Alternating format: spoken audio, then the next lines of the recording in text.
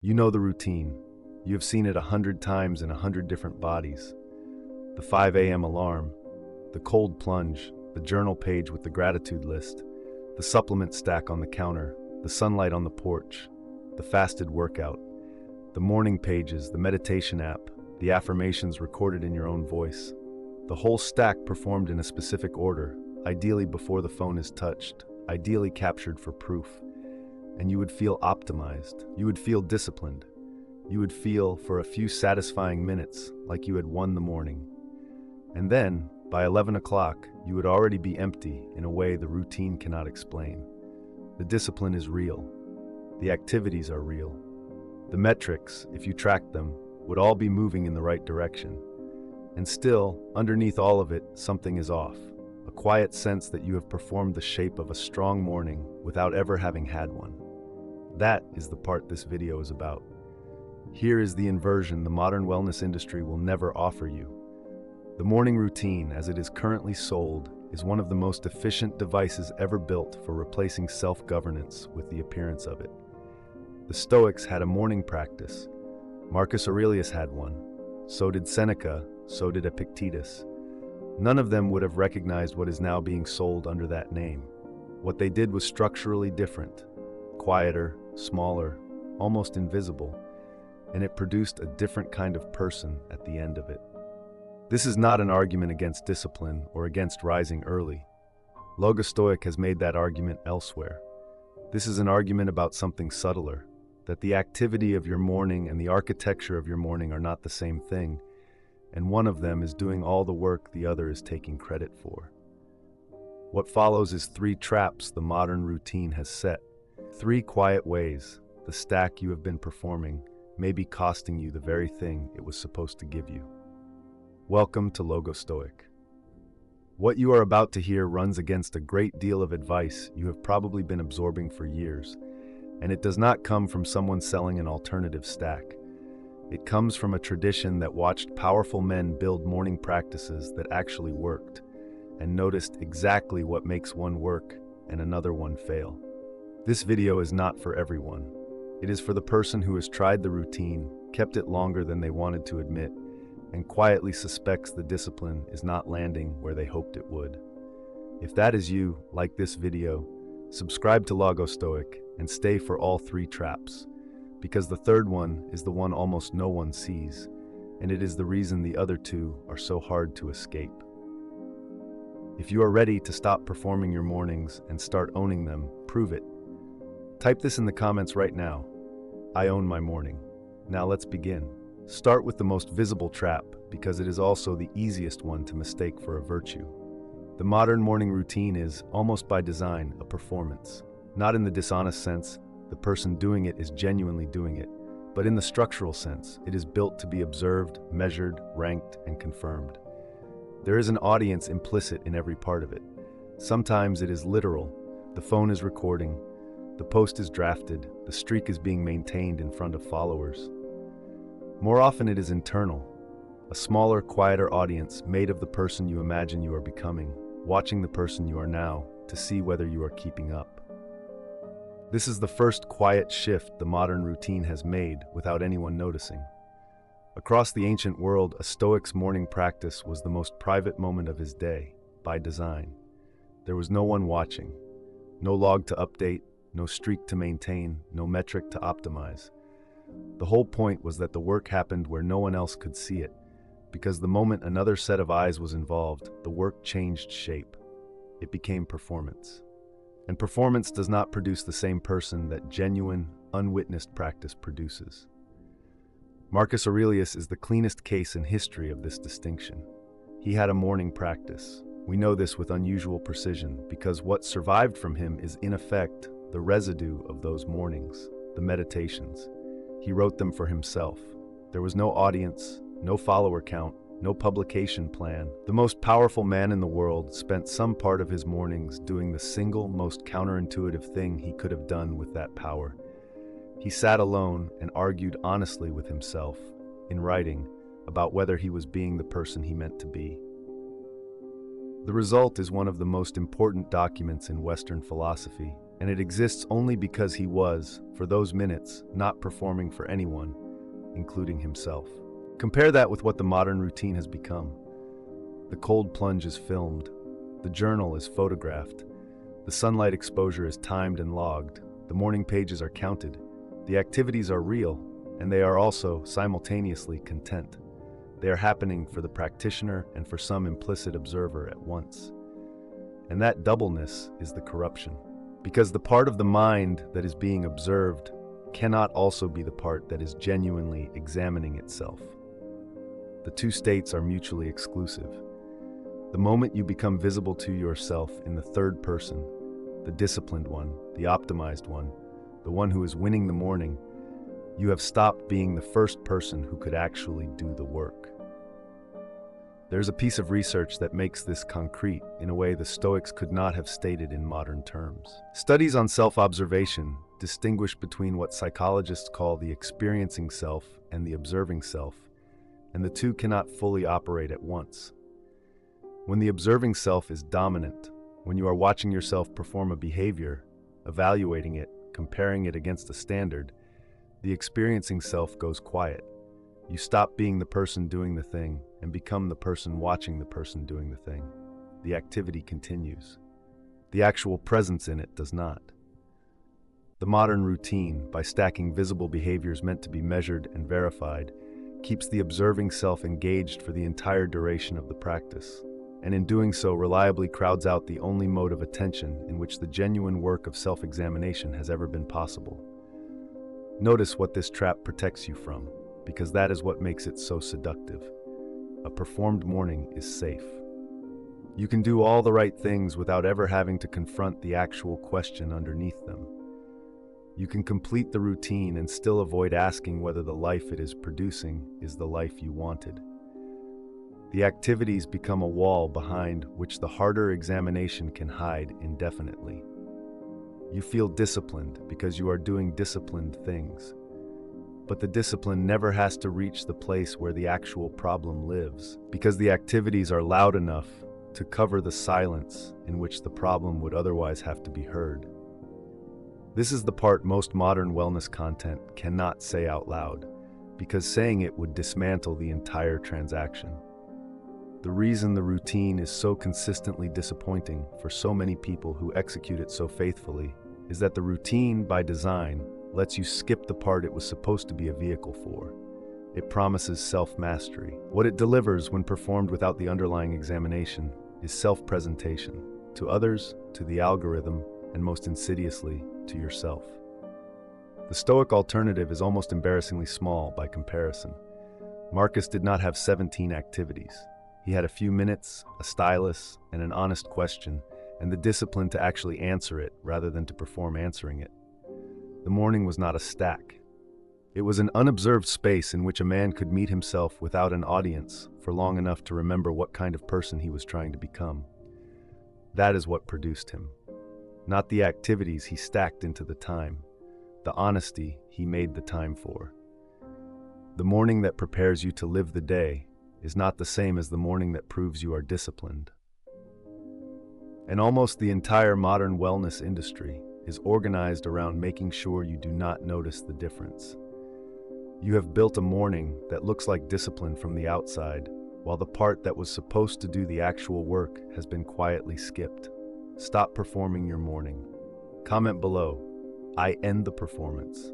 The first trap was visible if you knew where to look. The second one is more difficult to see because it does not look like a trap at all. It looks like research. It looks like prudence. It looks like you doing the responsible thing by adopting the morning protocols of people who have clearly thought about it more than you have. And that is exactly what makes it dangerous. Try this experiment. List the activities in your current morning routine. Now, beside each one, write down where you first learned it. The cold exposure. Was that you, or was that a podcast you listened to in 2023? The journaling format. Your idea or the best-selling productivity book you read. The supplement stack. A doctor who knows your specific body, or an influencer whose protocol you watched and copied. Be honest. For most people doing the modern routine, the entire stack is borrowed, not adapted, not derived, copied, almost wholesale, from someone else's published protocol. And here is the part that is uncomfortable to acknowledge. A morning routine you did not design for your life is not a routine. It is a costume.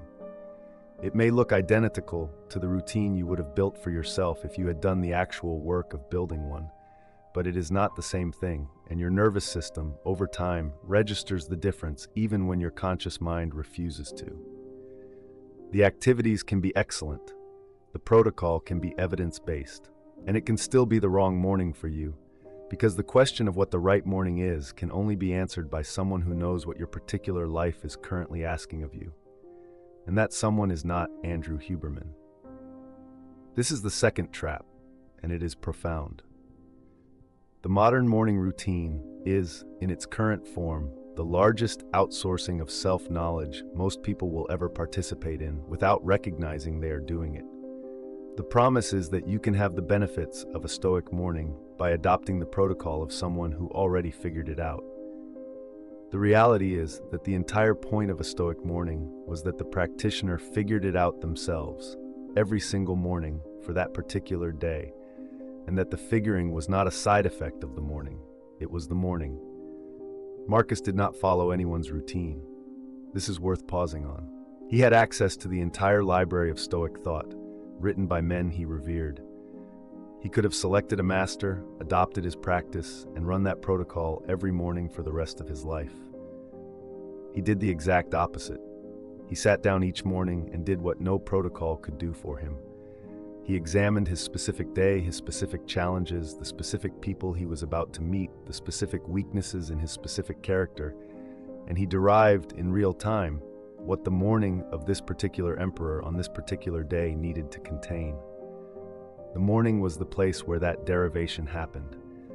It was not a pre-built routine being executed. It was an act of self-authorship being performed. And there is a piece of modern psychology that maps onto this with surprising precision.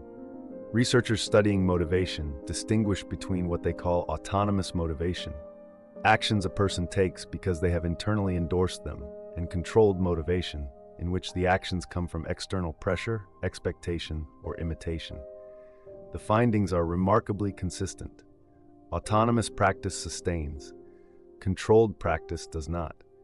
The same activity, performed for the same duration, produces dramatically different outcomes depending on whether the person doing it actually authored their reason for doing it.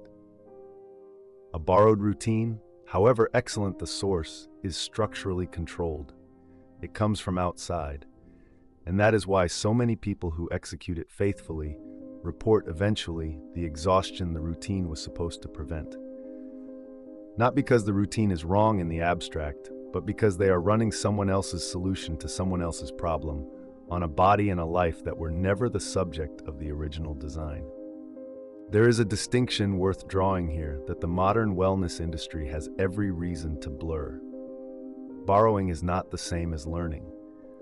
Learning from another person's practice means taking the principle behind what they do, holding it up against your own life, and constructing the version of that principle that fits your particular circumstances. Borrowing means lifting the practice itself, fully formed, and dropping it onto your life without that intermediate work. Marcus learned from his teachers, his predecessors, the long line of Stoic thinkers who came before him. He did not borrow their mornings. He took the underlying principle that the morning was a space for self-examination and built his version of that every day for the specific emperor he was on that specific day. That intermediate step, the act of derivation, is what the modern routine has eliminated, and it is what the routine quietly cannot work without. There is an everyday image that may make this concrete.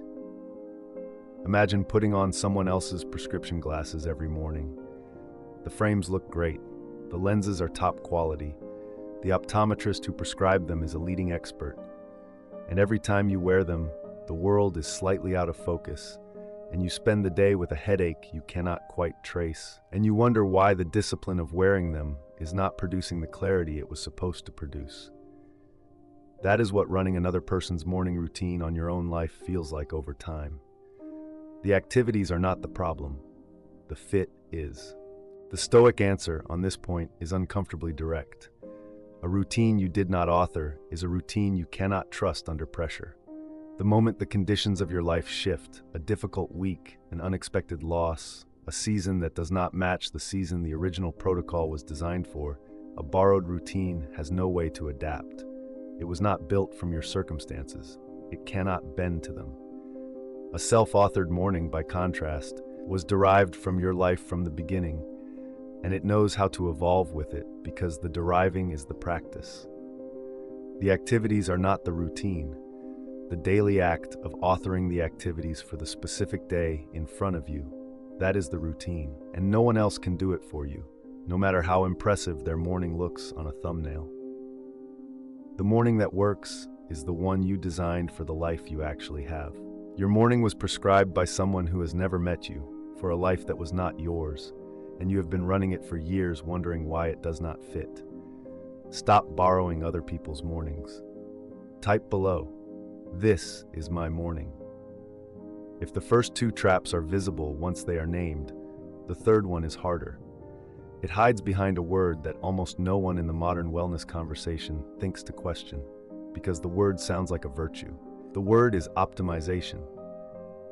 And the third quiet way the modern morning routine destroys the day it claims to be building is by being optimized so thoroughly that there's no longer any room left in it for the one thing the morning was for. Look at the structure of a heavily optimized modern morning. Every minute has a function. The 60 seconds of cold exposure produces a measurable adrenaline response. The 10 minutes of meditation hits a specific brainwave target. The journal entry is structured around prompts engineered to maximize psychological benefit per word.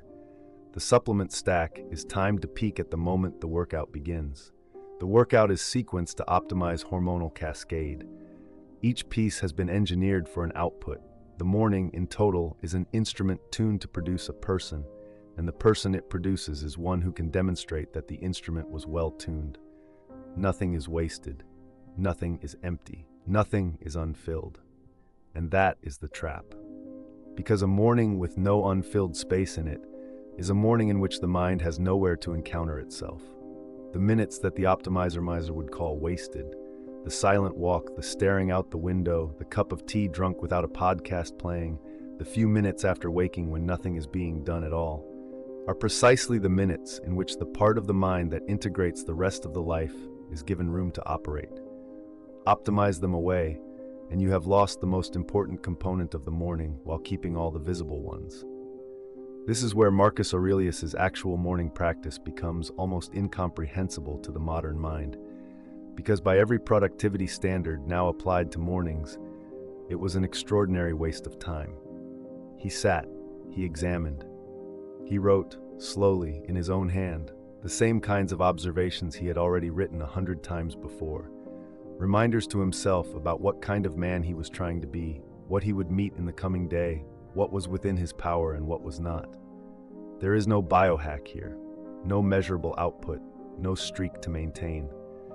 The entire practice would score 0 on every modern morning routine app, and it is one of the most consequential daily practices in the history of human self-development. What was happening in that apparently wasted time was the work that the optimized morning has no room for. He was leaving space, deliberately, painfully, in the only minutes of his day that were truly his, for the encounter with himself that the rest of the day would not permit. The optimization trap is the assumption that an empty minute is a missed minute. The Stoic understanding was the inverse, that the empty minute is the only one that is actually full, because it is the only one in which the mind is not occupied with executing some external function, and is therefore available to do the one function nothing else can do for it, which is to examine its own conduct, its own intentions, its own drift away from what it claims to be becoming. Modern neuroscience has, in its own language, started to confirm what the Stoics worked out by sitting in their rooms. When the mind is left genuinely unoccupied, a particular network in the brain becomes active, associated with self-reflection, with the consolidation of memory, with the kind of long-range thinking that connects who you have been to who you are becoming. This network engages largely when the noise stops. The implication is sobering. A morning that has been optimized so thoroughly that no quiet remains is a morning that has eliminated, through sheer efficiency, the very mechanism by which a person becomes whole. The activities are all present, the integrating capacity has been displaced, and the practitioner doing all the right things slowly becomes a person who can no longer find themselves in any of them. There is a piece of research on what cognitive scientists call attention residue that illustrates this with unusual precision. When attention shifts rapidly between tasks, a portion of it remains attached to the previous task even after the next one has begun, and this residue degrades the quality of the work that follows. An optimized morning, by definition, is a rapid sequence of high-intensity microtasks. 2 minutes of breath work, 3 minutes of cold exposure, 10 minutes of journaling, 20 minutes of working out, each one demanding its own particular focus before being abandoned for the next. The attention residue accumulates across the morning, and the person who arrives at the start of their actual workday is not the rested, integrated person the routine promised. They are a person whose attention has been fragmented into a dozen pieces and reassembled badly, and who will now spend the rest of the day paying for the fragmentation. The activities were each excellent on their own. The sequence destroyed them. There is a small image worth holding. Imagine a cup.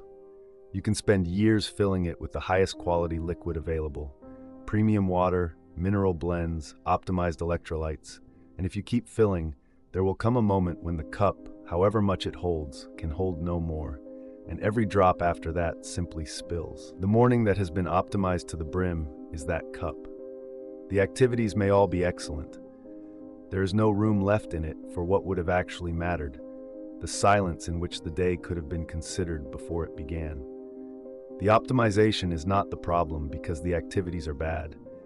It is the problem because the cup is full of them, and a full cup cannot receive anything else, including the one thing the morning was originally for.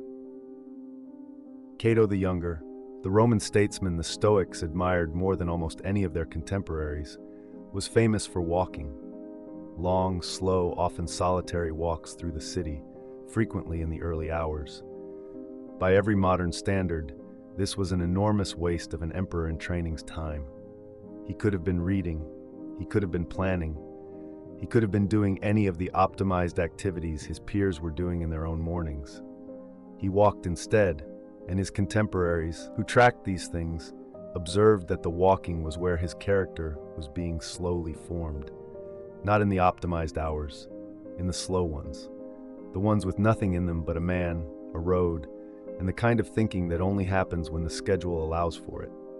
And there is a strange inversion buried in this. The optimized morning, on paper, looks like a morning that respects the value of time more than the unoptimized one. Every minute is being used, accounted for, made to produce something measurable. The unoptimized morning, with its slow walks and its silent cups of tea and its minutes spent doing nothing visible at all, looks like time being wasted. The Stoic reading is the precise opposite. The optimized morning, by filling every minute with execution, has actually given those minutes over to function. They belong to the activities now, not to the person doing them. The unoptimized minutes, the empty ones, are the only minutes in the day that genuinely belong to you, because they have not been assigned to anything else. The man who walks for an hour with nothing scheduled in it is not wasting an hour. He is one of the few people in his entire society who actually owns one. The most counterintuitive prescription this video can offer, then, is also the smallest one. You probably do not need to add 17 activities to your morning. You probably need to remove 15 of them and let the silence that opens up afterward do the work the activities were never going to do on their own. You did not need the stack. You needed 10 minutes of silence and one honest question. The optimization was not the path.